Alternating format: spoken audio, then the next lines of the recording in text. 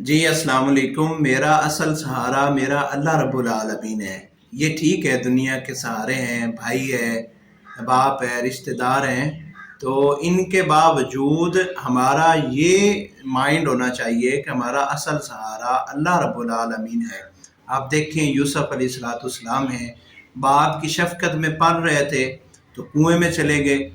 एक तरफ ये बात है कि एक काफिले वाले आए, उन्होंने निकाल के आगे सेल कर दिया, अजीज़ मिस्र बन के। नहीं, ये माइंड होना चाहिए कि यूसुफ अलैहिस्सलाम को अल्लाह रब्बुल आलमीन ने कुएं से निकाला और फिर उन्हें अल्लाह रब्बुल आलमीन ने अजीज़ मिस्र बनाया, मिस्र की बादशाह अता की।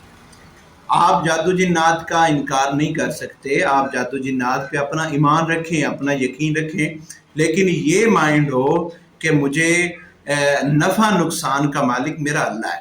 जादू बरहक है लेकिन मेरा अल्लाह नफ़े नुकसान का मालिक है। जिन्नात बरहक हैं लेकिन मेरा अल्लाह रब्बुल आलमीन अगर ना चाहे तो मुझे कोई भी चीज़ जो है वो नुकसान नहीं पहुंचा सकती।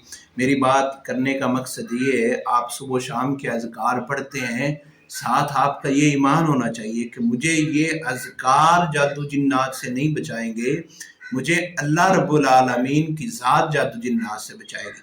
अगर आपको कोई फ़ायदा पहुंचता है तो आप ये माइंड रखें कि मुझे अल्लाह ने फ़ायदा दिया है। अगर कोई नुकसान है तो वो भी अल्लाह की तरफ से है।